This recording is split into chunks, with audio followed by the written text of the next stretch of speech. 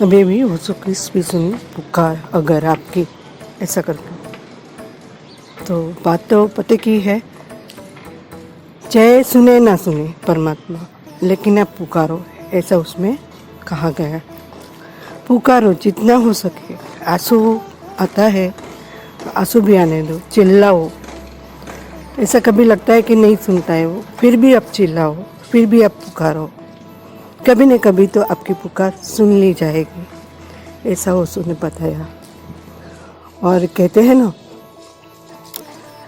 हम ऐसे कहते हैं कि हम गुरु की तलाश करते हैं, कोई गुरु मिला नहीं, लेकिन सच बात ये है, वो भी मैंने ऐसे स्पीच सुनी थी ओशो की, गुरु उपस्थित होता है तो जब भी शिष्य पूर्णतः जब एकदम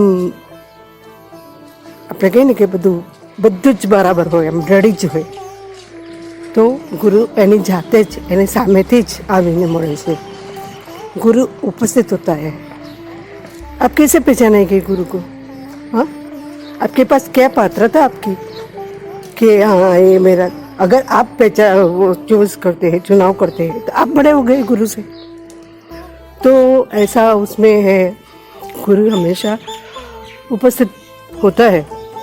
शिष्य अगर एक कदम चलता है तो समझो गुरु 10 कदम चलता होगा, कभी न कभी तो राइट गुरु मिल ही जाते हैं।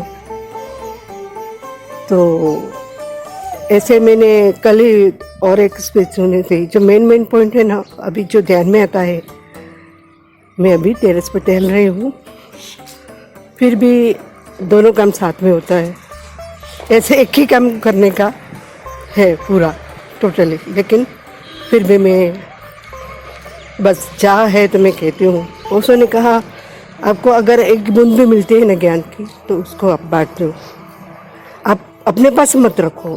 आपको वो अज्ञात की खुशबू आ रही है तो उसको भी आप लुटा दो, तो इससे किसी और को प्रेरणा मिल सकती है। स्वार्थी मत बनना।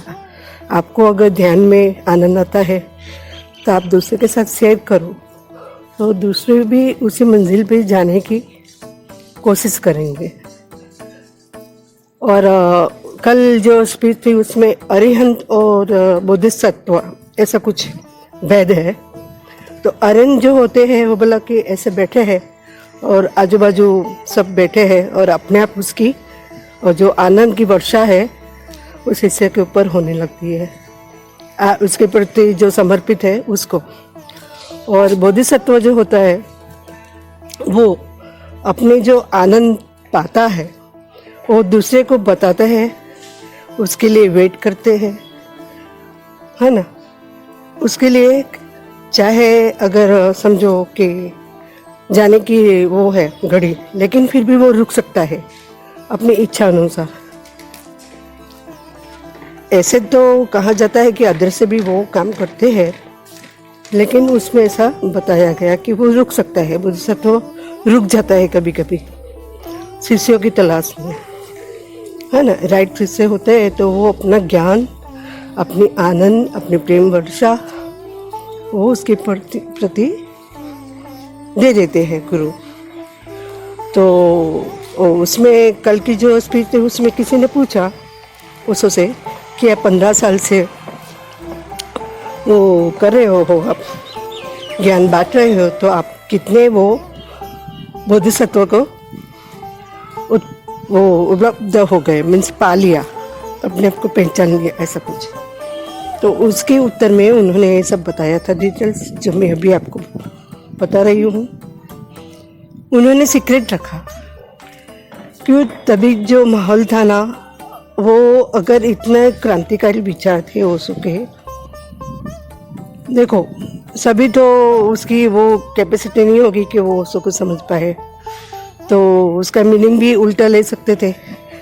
जब भी ओशो ने भगवान मीन्स ओशो के सन्यासी उनको भगवान कहने लगे, उसके प्रति भी तो कई लोगों के मन में मिसअंडरस्टैंडिंग हो गई, लेकिन वो नहीं है ऐसा।